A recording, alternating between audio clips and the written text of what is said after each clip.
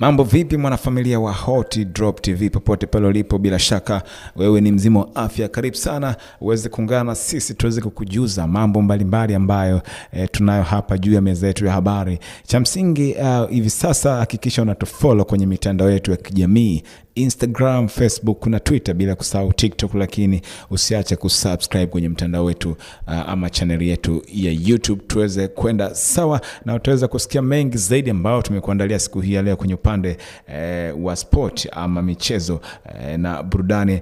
Bwana, taarifa ambayo tunayo hivi sasa na inatembea zaidi kwenye mitandao ya kijamii ni mchezaji wa klabu ya Dar es Salaam Young Africans. Hapa namzungumzia Farid Musa. Farid Musa hivi sasa kwenye mitandao ya kijamii amebreak the news kwamba amejenga msikiti. Yes, ni kitu ambacho kimegusa watu wengi sana, ambao msikiti huo ambao unaitwa Masjid Aisha. Msikiti wenyewe ndio huu hapo kwenye picha hapo ambao unaona, ambaye umejengwa na nyota wa kimataifa wa Yanga.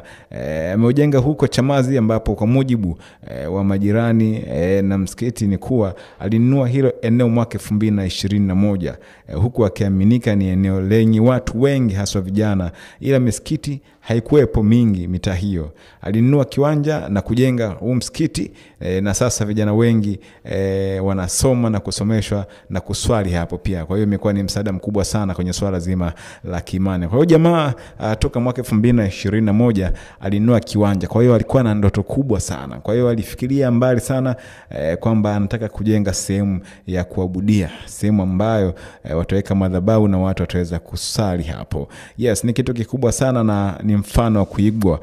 Kama kuna wachezaji wengine pia wanaweza kaguswa wakaiga huo mfano, kwa sababu ni sehemu pia anapata baraka na vitu kama hivyo. Nini comment za watu wanasema nini kuhusiana na hichi ambacho amekifanya Farid Musa?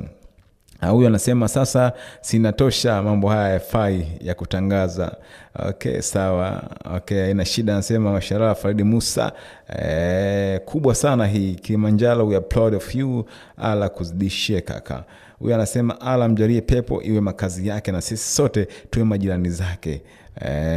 Hao ni watu ambao wamefurahishwa au wamepokea kwa mikono miwili ujenzi huo wa msikiti ambao uko kule Chamazi, Masjid Aisha.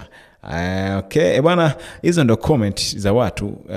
Na wewe pia unaweza kushusha comment yako hapa, utuambie unaonaje hiki ambacho amekifanya Farid Musa, nyota wa kimataifa anayepiga pale Dar es Salaam Young Africans. Okay, bwana, tufollow pia kwenye mitandao yetu ya kijamii ya Instagram, Facebook na Twitter. Tunakwenda kwa jina la Hot Drop TV. Lakini pia usiache kutu join kwa kusubscribe kupitia YouTube channel ya kwetu ni Hot Drop TV pia. Asante sana kwa kuwa na mimi, uwe na wakati mwema.